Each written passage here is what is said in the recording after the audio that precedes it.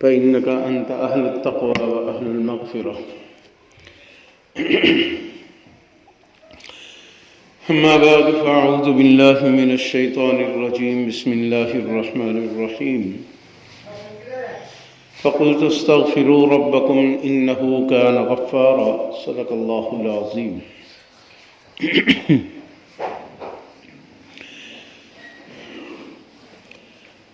انسان جب گناہ کرتا ہے اس کا دل دماغ پریشانی کے عالم میں چلا جاتا ہے اور یہ پریشان ہوتا ہے. اس کا ضمیر اس کو جھنجھوڑتا ہے کہ تو اللہ کی نافرمانی کر رہا ہے. اگر یہ توبہ کرتا ہے تو ضمیر اس کو مبارکباد پیش کرتا ہے کہ تو نے بہت اچھا کام کیا کہ گناہ کے بعد توبہ کر لی. پھر یہ نیکی کی طرف چل نکلتا ہے. اگر یہ توبہ نہیں کرتا، گناہ پر گناہ کرتا ہے، تو ہر گناہ پر اس کا دل بھی پریشان رہتا ہے، اس کا دماغ بھی پریشان رہتا ہے، ذہنی طور پر بھی یہ مفلوج ہوتا ہے، یعنی پریشانیوں کے عالم میں گھر جاتا ہے. کہتا ہے ایک پریشانی ختم نہیں ہوتی، دوسری پریشانی آ جاتی ہے. دوسری کو ختم کرتا ہوں تو تیسری سامنے نظر آتی ہے. گویا کہ ہر لمحے پریشانیوں کے عالم میں زندگی ہے. میں کیا کروں؟ ایک بات کہوں اگر یاد رکھو تو گناہ جب انسان کرتا ہے تو اسی وقت انسان کو اس کی سزا ملنا شروع ہو جاتی ہے. وہ کیسے؟ کہ جو آپ کے دل پر پریشانی ہے، آپ کے دماغ پر پریشانی ہے، آپ کو سکون نہیں ہے، یہ در حقیقت ایک سزا ہے جو ہمیں مل رہی ہے. اس لیے کہ جو انسان سزاوار نہ ہو، خطا کار نہ ہو، اس کو سزا نہ ملے تو وہ کبھی سزا کی طرف نہیں جائے گا، اس کو کوئی سزا دے گا بھی نہیں. اگر میری آپ کی زندگی بے سکونی میں ہے تو سمجھے ہم سزا میں چل رہے ہیں. اس سزا سے نکلنے کا راستہ کیا ہے؟ معافی.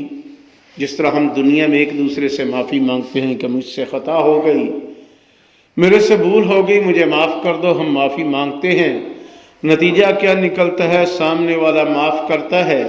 جو کل تک راہیں جدا تھی آج وہ راہیں ملتی نظر آ رہی ہیں. اگر معافی نہ مانگے تو نتیجہ راہیں جدا ہو جاتی ہیں. وہ اپنی جگہ پر بیٹھ کر سوچ رہا ہوتا ہے کہ میرا بھائی تھا، میرا رشتہ دار تھا، آج میری اور اس کی راہیں جدا. یہ اپنی جگہ پر بیٹھ کر پریشان ہے کہ اب ہم ملیں گے کیسے، یہ تو جدائیاں پڑ گئیں. وہ پریشانی ہر آنے والے دن میں بڑھتی چلی جا رہی ہے. اور آج اگر ہم اپنے معاشرے میں دیکھیں تو یہ پریشانی ہمیں بہت زیادہ نظر آتی ہے کہ شاید کوئی قسمت والا گھرانہ ہوگا ایسا جو کہے کہ میں ذہنی طور پر مفلوج نہیں یا ذہنی طور پر پریشان نہیں. ہر ایک کہے گا کہ میں پریشانیوں کے اندر گھرا ہوا ہوں، ایک پریشانی ختم نہیں ہوتی. تو در حقیقت پھر کہیں گے کہ ہمیں سزا مل رہی ہے کسی گناہ کی. اور وہ گناہ کیا ہے؟ وہ رب کی نافرمانی ہے جو ہم کر رہے ہیں. اللہ کی بات کو مان کر ہم نہیں چل رہے. اس لیے کہ اس زمین کو جب بنایا گیا، اس پر انسان کو بسایا گیا، تو سب سے پہلے گناہ کون سا ہوا تھا؟ وہ رب کی نافرمانی ہوئی تھی. شرک نہیں ہوا تھا، کفر نہیں ہوا تھا، رب کی نافرمانی ہوئی تھی کہ میں تیری بات نہیں مانتا. اور آج اس گناہ کو دیکھیں اور آج ہم اپنے آپ کو دیکھیں، کیا وہی تو نہیں ہم ملتے جلتے الفاظ ادا کر رہے؟ چاہے کھلے عام وہ الفاظ نہ کہیں کہ اللہ ہم تیری بات نہیں مانتے، یقیناً اس کے اندر ہمارے الفاظ کے اندر کچھ نہ کچھ چھپا ہوا ہے کہ اللہ تیری بات ہم نہیں مانیں گے، ہم تو اوروں کی بات مان کر چلیں گے. اللہ کہتا ہے اچھا میری نہیں مانو گے تو چلو پھر تمہیں سزا ملتی ہے، تمہیں سکون تمہارا میں چھین لیتا ہوں اور بے سکونی تمہارے اوپر میں مسلط کرتا ہوں. یہ بے سکونی در حقیقت ہمیں سزا مل رہی ہے. ہم سمجھتے ہیں کہ ہم مسلمان ہیں اور ہم بے سکون نہیں رہ سکتے. یاد رکھو جو گناہ گار ہوگا وہ بے سکون ہوگا. اس میں مسلمان یا کافر کی بات نہیں اس وقت.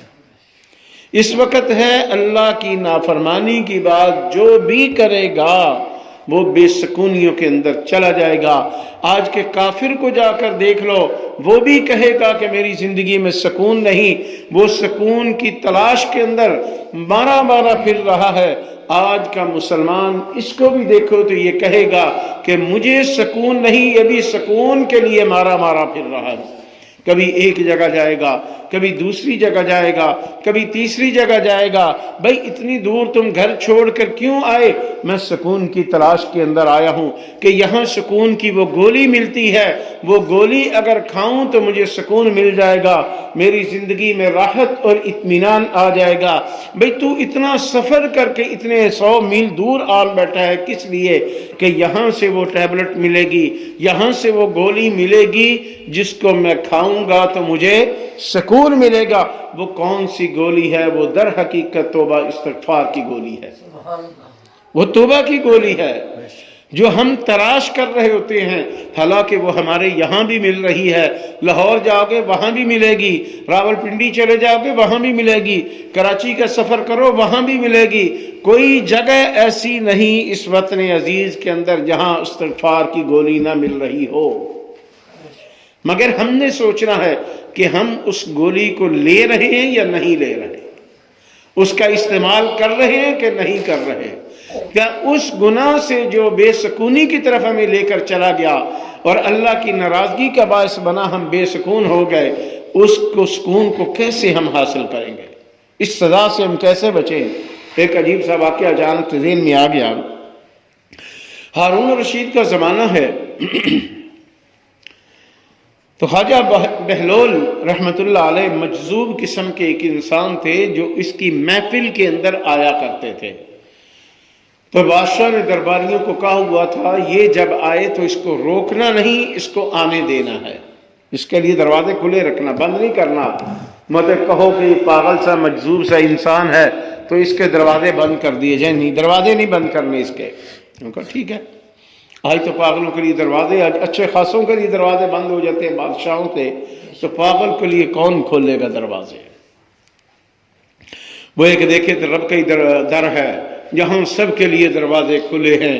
کوئی اپنا ہے اس کے لیے بھی, بیگانہ ہے اس کے لیے بھی کھلے نظر آئیں گے. وہ نہیں کہتا کہ یہاں پر فلاں آئے تو فلاں نہ آئے, وہ کہتا ہے جو بھی آئے میرا ہے. اور ہم نے دوری کر دیا. ادھر نہ ہو جاتا. تو خلیفہ نے کہا اس کو آنے دو, جب بھی آئے آ جانا. ایک دن خلیفہ نے اس کو کہا, خلیفہ ہارون الرشید نے, کہ تیری ایک ذمہ داری لگا رہا ہوں. تیرا کام ہے بازار چلا جا اور کسائیوں کی دکان دیکھ, ان کے جو ترازو کے بٹے ہیں جس کے ذریعے گوشت کو وہ تولتے ہیں, اس کا وزن جا کر چیک کر. جس کا وزن ٹھیک نہ ہو یا گوشت صحیح نہ تول کر دے رہا ہو, اس کو سزا کے طور پر پکڑ کر میرے پاس لے آ, اس کو میں سزا دوں گا. اور جو صحیح ہو اس کو چھوڑ دے. اب یہ چلا گیا بازار کے اندر. یہ میرے اور آپ کے لیے اس میں بہت بڑا سبق ہے کہ آج ہم بھی بازار کے اندر بیٹھ کر کاروبار کرتے ہیں, تجارت کرتے ہیں, لین دین کرتے ہیں. کوئی چھوٹے پیمانے پر کرتا ہے, کوئی بڑے پیمانے پر کرتا ہے, بہرحال کرتے ہیں.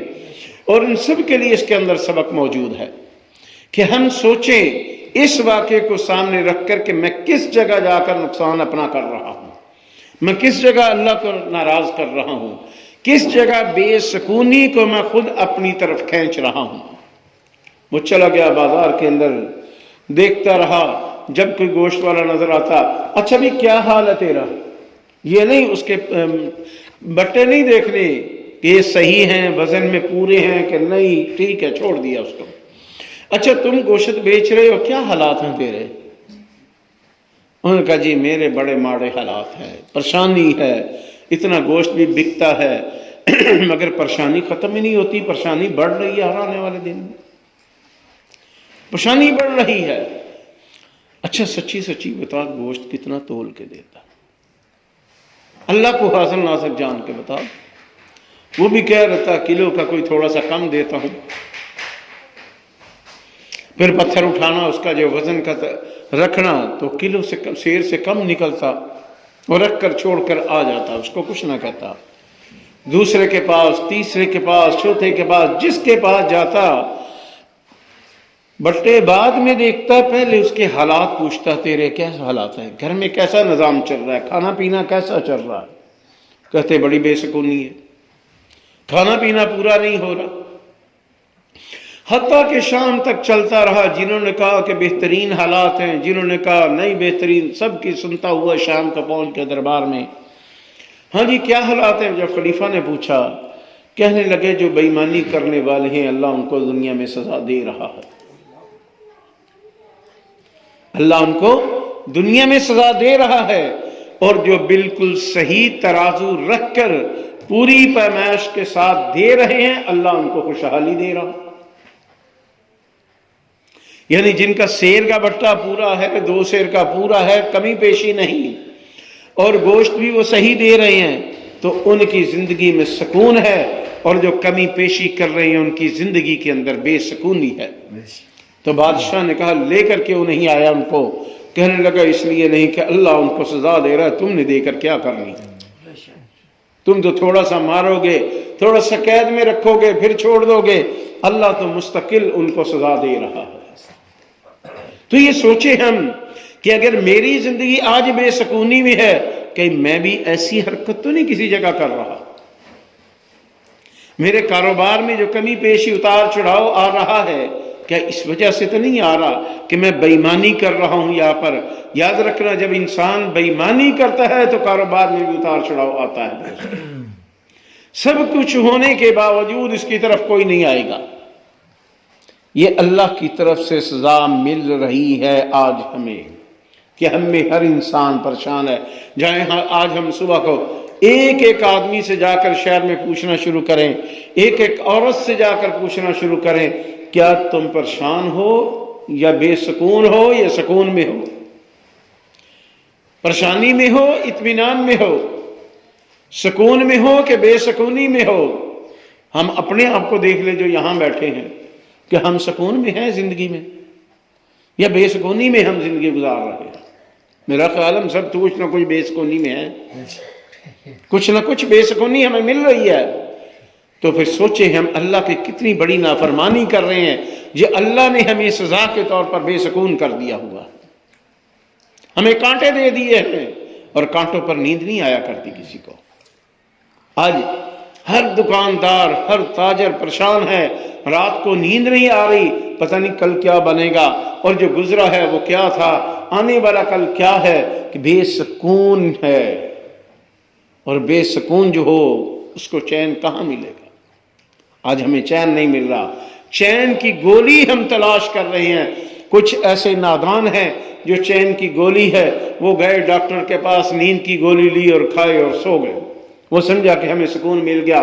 جب ہوش آئی تو پتہ چلا پھر بے سکون کے بے سکون. اور کچھ تھوڑے سے سمجھدار جو نماز کبھی پڑھ لے کبھی چھوڑ دی، وہ چل پڑتے ہیں کہ ہم اللہ والوں کی جا کر خانقاہ دیکھتے ہیں، کہاں اللہ والے بیٹھ کر یہ سکون کی گولی دے رہے ہیں. اور وہ سکون کی گولی جب دیتے ہیں تو پہلے کہتے ہیں استغفار پڑھو، استغفر اللہ الذی لا الہ الا هو الحی القیوم واتوب الیہ. وہ پہلی گولی استغفار کی دیتے ہیں. اور قرآن بھی کہہ رہا ہے فقلت استغفروا ربکم، کہو اپنی زبان سے اللہ تعالیٰ کے آگے استغفار، انہ کان غفارا، وہ معاف کرنے والی ذات ہے، وہ بڑی غفار ذات ہے. جب ہم اللہ کی نافرمانی کرتے ہیں، بے سکونی لیتے ہیں، یا کسی جگہ کچھ نہ کچھ حرکت ایسی کرتے ہیں جو اللہ کی ناراضگی کا باعث ہے، تو نتیجہ کیا؟ اللہ تعالیٰ اپنی رحمت کی بارش کو روک لیتا ہے فوراً. آج ہم کتنی بارش کی ضرورت ہے، ایک مثال ہمیں، اور بارش ہو رہی ہے؟ نہیں ہو رہی. کیوں نہیں؟ حکومتیں سوچ رہی ہیں مصنوعی بارش کریں. کیا مصنوعی بارش سے بیماریاں ختم ہوں گی؟ نہیں. یہ گولی ہمیں کھانی پڑے گی، اور اجتماعی طور پر کھانی پڑے گی، باہر نکل کر کھانی ہوگی. اپنے اندر کو صاف کر کے کھانی ہوگی کہ استغفر اللہ الذی لا الہ الا هو الحی القیوم واتوب الیہ۔ جب اس گولی کو ہم کھائیں گے، نکلیں گے، یہ دل پر جا کر اثر کرے گی۔ وہ چیز جو گناہ کی صورت میں بے سکونی بیٹھی ہے، وہاں سے معافی کا پروانہ جب ملے گا اور وہ گندگی باہر نکل گئی، زندگی میں سکون آنا شروع ہو جائے گا۔ آج ہم اس چیز کے متلاشی ہیں۔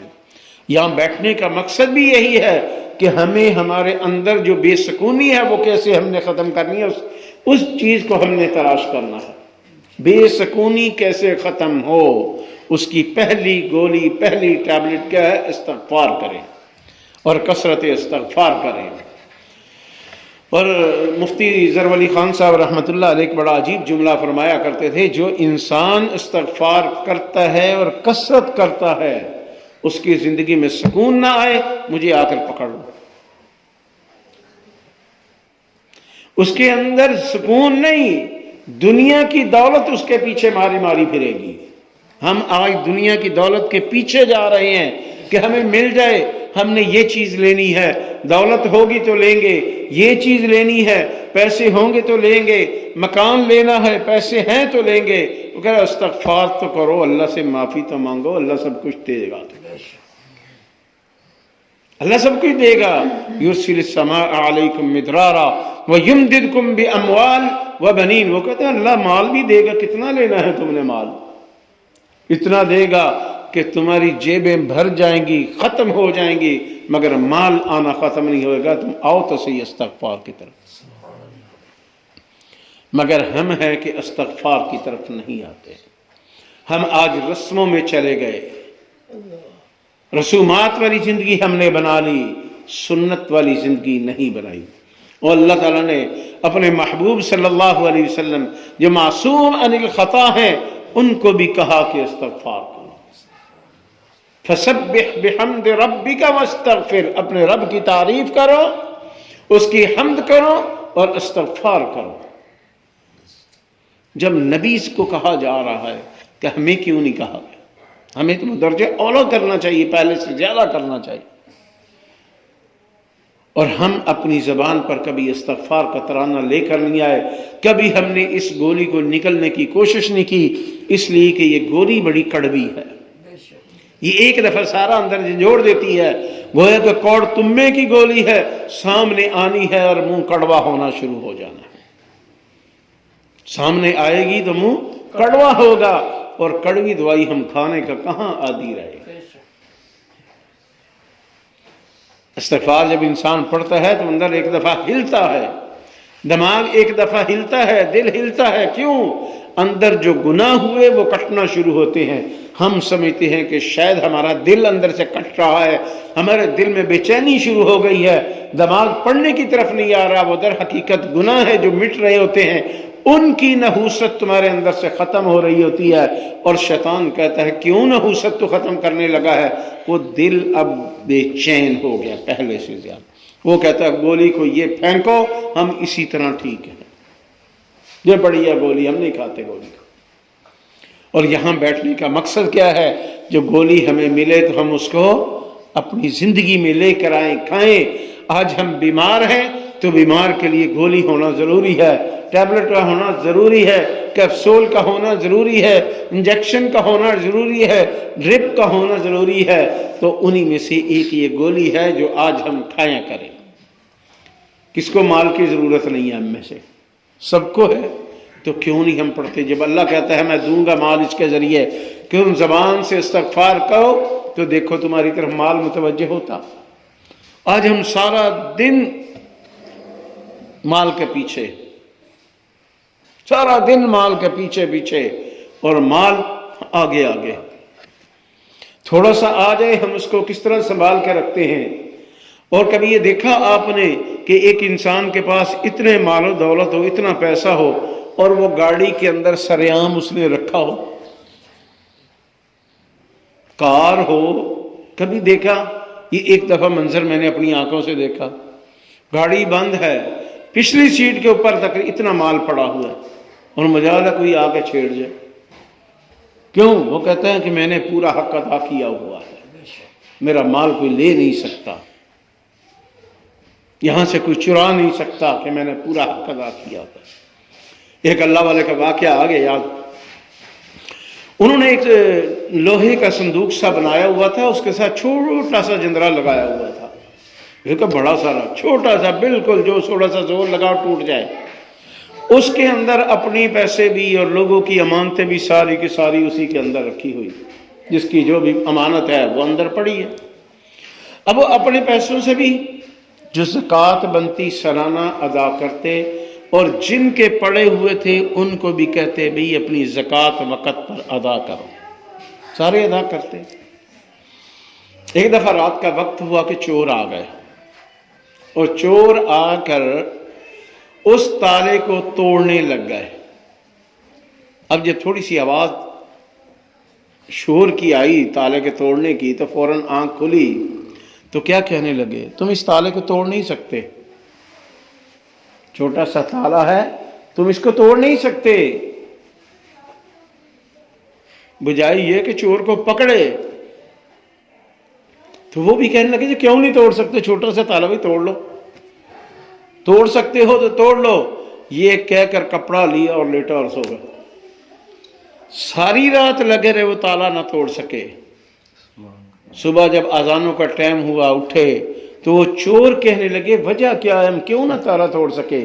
کہنے لگے کہ میں نے حق پورا ادا کیا ہوا اس کا، اس کے اندر جو مال ہے اس کی پوری قیمت دی ہے، یعنی زکوٰۃ پوری ادا کی ہوئی ہے، میں نے مارا نہیں کسی کا حق، تو کیسے تم اس کو لے جا سکتے ہو؟ آج ہم تھوڑے سے مال کے ساتھ پریشان ہو جاتے ہیں، در حقیقت پریشانی کوئی اور ہے جو ہمیں گھیر رہی ہے، وہ گناہ کی پریشانی ہے، وہ ناحق ہونے کی پریشانی ہے کہ دوسرے کا ناحق مال ہم کھا رہے ہیں، یہ اس چیز کی پریشانی ہے۔ بہنوں کا حق نہیں آج دے رہی، اس چیز کی پریشانی ہے۔ آج ہمارے معاشرے میں بہنوں کو بوڑھا کیا جا رہا ہے، ان کی شادیاں نہیں کر رہے، وجہ کہ مال دینا پڑے گا، ان کا حق دینا پڑے گا، بوڑھی ہو گئی۔ ایک عجیب سا واقعہ، آج ہی سفر میں آ رہے تھے، سنا رہے تھے، گجرات منڈی بالدین سے آ رہا تھا، تو ایک دوست سنانے لگا کہ روزانہ 2 بہنیں، ایک آدمی تھا فوت ہو گیا، اس کی 2 بیٹیاں تھیں، صبح اذانوں سے پہلے وہ گھر سے نکلتی اور اپنی باپ کی قبر پر چلی جاتی، اور ایک کے ہاتھ میں کوئی پانی کا برتن ہوتا، دوسرے کے ہاتھ میں کپڑا، اور جاتی اور پانی سے کپڑا گیلا کر کے قبر کے اوپر مارتی اچھی طرح، تو واپس آ جاتی صاف کر کے۔ کچھ دن گزرے تو کسی آدمی نے دیکھا یہ 2 لڑکیاں ادھر آتی ہیں، وجہ کیا ہے؟ پوچھا کون ہو؟ کہ تمہیں کیا لگے، کہاں سے آتی ہو؟ ہم جاہل مرضیاں ہیں، ہم اپنے کام آتے ہیں، کام کرتے چلے جاتے ہیں۔ خیر اس انسان کے دماغ کے اندر کوئی بات بیٹھ گئی کہ پتہ کرنا چاہیے وجہ کیا ہے، کون ہے، صبح اذان سے پہلے قبرستان آ جاتی ہیں اور قبر کو صاف کرتی ہیں اور چلی جاتی ہیں۔ وہ جستجو کرتا رہا، لگا رہا، گورکن سے بھی پوچھا، اوروں سے بھی پوچھتا پوچھتا ان کے گھر تک پہنچ گیا، تو کہنے لگے کہ جس قبر پر جاتی ہیں وہ ان کا باپ ہے، یہ اس کی بیٹیاں ہیں۔ تو وجہ کیا ہے، اس کیوں جاتی ہیں اتنی صبح؟ دن کے اجالے میں بھی تو جا سکتی ہیں۔ تو وہ بیٹیاں رو کر کہنے لگی کہ وہ ہمارا باپ تھا، ہمارا حق نہیں دے کر گیا، وہ ہمارا باپ تھا، ہمارا حق نہیں دے کر گیا، ہماری شادیاں نہیں کروا کے گیا، اس وجہ سے کہ جائیداد دینی پڑے گی ہمیں، اور ہماری جائیداد کم ہو جائے گی، زمین ادھر چلی جائے گی، جائیداد کم ہو جائے گی، تو اس وجہ سے وہ دے کر نہیں گیا۔ تو اللہ کا عذاب اس کو ہوتا ہے، پتہ چلتا ہے بتانے والے نے کہ رات کے وقت آگ جلتی ہے اور قبر کو اوپر سے کالا کر دیتی ہے، اور ہم دونوں گھر سے چلتی ہیں، پانی لے کر، کپڑا لے کر چلتی ہیں کہ جا کر گیلا مار دیں گے تو جو کالک اوپر آئی ہے وہ صاف ہو جائے گی، کسی کو دن میں پتہ نہیں چلے گا۔ تو یاد رکھنا کسی کا حق مارنا کوئی آسان کام نہیں ہے، قبر کے اندر جا کر بہت بڑا عذاب اس کے لیے تیار ہے۔ کیا یہ گناہ ہمیں سکون سے بیٹھنے دے گا؟ اس زمین پر گناہ ہمیں سکون سے نہیں بیٹھنے دے رہا، اگر گناہ کے انبار لے کر قبر کے اندر اتر گئے تو کہاں سے ہمیں سکون ملے گا؟ آج ہم گناہ کے انبار لے کر قبر میں اترنا چاہتے ہیں کہ ہم قبر میں اتر جائیں کہ دنیا میں مجھے کوئی نہ پوچھے۔ یاد رکھنا یہ دنیا میں ہمیں سزا ہے، جو اللہ نے ہمیں سکون دیا وہ سکون واپس ہم سے لے لیا ہوا۔ یہ در حقیقت ہماری سزا کی ابتدا ہے، ہمیں جھنجھوڑا جا رہا ہے کہ بندے سمجھ لے سزا تجھے ملنا شروع ہو گئی ہے، تو کیوں نہیں سمجھتا اپنی سزا کو؟ ہم اس سزا کی طرف، سزا میں گناہ چھوڑنے کی بجائے ہم مزید گناہ کے آگے بڑھ رہے ہوتے ہیں۔ کیوں گناہ ہم کر رہے ہیں؟ گناہ کی نحوست کیوں اپنے اوپر ہم لے رہے ہیں؟ کیا ہم گناہ چھوڑ نہیں سکتے؟ میرا خیال ہم جو بیٹھے ہیں اکثر کی عمر 40 سال سے اوپر ہے، اکثر کی عمر 40 سال سے اوپر ہے، کسی کی 50 ہوگی، کسی کی زیادہ ہوگی۔ کہ خواجہ غلام حبیب رحمۃ اللہ علیہ فرمایا کرتے تھے بڑا عجیب سا جملہ، جس کی عمر 40 سال سے اوپر ہو جائے وہ سمجھے کہ میں عصر کے بعد کا وقت گزار رہا ہوں، اور جو عصر کے بعد سورج کتنی جلدی غروب ہوتا ہے پتہ بھی نہیں چلتا۔ پھر تو ہماری زندگی کا سورج غروب ہونے والا ہے، ہم نے کب وہ سکون والی ٹیبلٹ کھانی ہے؟ کیا مرنے کے بعد کھائیں گے؟ مرنے کے بعد تو نہیں ملے گی بھائی، پھر یہاں ہمیں کھانی پڑے گی وہ۔ اور پہلی ٹیبلٹ کیا ہے کہ استغفار اپنی زندگی کے اندر لے کر آئے ہم۔ یاد رکھنا جب استغفار کرنا تمہارا کام ہے، تم پہلی رات کرو گے، پوری توجہ سے کرو گے، دھیان سے کرو گے، دلوں کے اندر اطمینان اور سکون فوراً اترنا شروع ہو جائے گا۔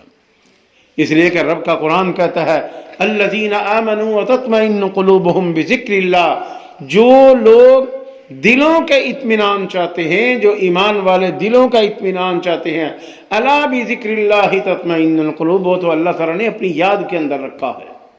اور جب کوئی انسان استغفار کرتا ہے، کہتا ہے کچھ نہیں، صرف اتنا کہتا ہے کہ اللہ مجھے معاف کر دے، عربی میں نہیں کہتا، کوئی لمبا چوڑا نہیں کہتا، مختصر سے الفاظ، اے اللہ مجھے معاف کر دے، گویا کہ یہ اللہ تعالیٰ سے وہ سکون والی گولی لے رہا ہے، یا اللہ مجھے سکون نصیب فرما دے۔ تو ہمیں کیا کرنا چاہیے یا نہیں کرنا چاہیے؟ کاروبار اس سے تمہارا چلے گا، اولاد تمہاری نیک ہوگی، مال و دولت کی فراوانی ہوگی۔ ایک اور اگر کہوں تو جنہوں نے بیٹے لینے ہوتے ہیں کثرت استغفار کرو، اللہ بیٹے بھی عطا کرے گا، پھلوں کے اندر بہاریں آئیں گی، رس آئے گا، اور سب سے بڑی کہ وقت پر بارش آئے گی۔ آج سب کچھ ہم بے موسمہ ہو چکا ہے ہمارے لیے، بارش کو ترس رہے ہیں، دعائیں کر رہے ہیں، نہیں ہو رہی۔ کثرت استغفار کی طرف آؤ، دیکھو بارش ہوگی۔ تو کیا خیال ہے پھر کرنی چاہیے کہ نہیں؟ تو کیسے کریں گے ہم؟ انشاءاللہ تو کر لی، استغفار کیسے کریں گے؟ کیونکہ ہم کہتے ہیں کہ ہم جب مسلمان جب انشاءاللہ کہتے ہیں تو کہتے ہیں میں نے یہ کام نہیں اب کرنا، کہ ہمارے اندر عادت ہو گئی۔ اس کو اپنے لیے لازم بنائے۔ آپ پڑھیں گے مجھے کوئی فائدہ نہیں اس کا، میں پڑھوں گا آپ کو کوئی فائدہ نہیں، آپ پڑھو گے فائدہ آپ کو ہے، میں پڑھوں گا فائدہ مجھے ہے، بہنیں پڑھیں گی فائدہ ان کو ہے، بھائی پڑھیں گے فائدہ ان کو ہے۔ تو کیوں نہ ہم فائدہ اپنا تلاش کریں، کیونکہ ہمارے اندر تھوڑی سی ایک چیز لالچ بھی ہے، لالچ ہر اچھی چیز کے پیچھے ہم بھاگتے ہیں کہ یہ اچھی ہے اس کو حاصل کر لیں۔ تو استغفار کتنی اچھی چیز ہے کہ ہمیں رب کی رحمت بھی مل رہی ہے بارش کی صورت میں، بیٹے مل رہے ہیں اس کی نعمتوں کی صورت میں، پھل پھول مل رہے ہیں، رب کی رضا مل رہی ہے، اور اس سے بہتر کیا چاہیے ہمیں؟ پھر استغفار کرنے والا یہ نہیں کہ صرف دنیا میں فائدہ، آخرت میں بھی اس کے لیے فائدہ ہی فائدہ ہے۔ تو لہذا اللہ تعالیٰ سے دعا ہے اللہ تعالیٰ ہمیں دل سے استغفار کرنے کی توفیق نصیب فرما دے، اور جو بھی کریں اے اللہ ان کا قبول بھی فرما لے۔ اللہ مجھے آپ کو عمل کی توفیق عطا فرما دے۔ ان کی ذریعے ذکر کر چل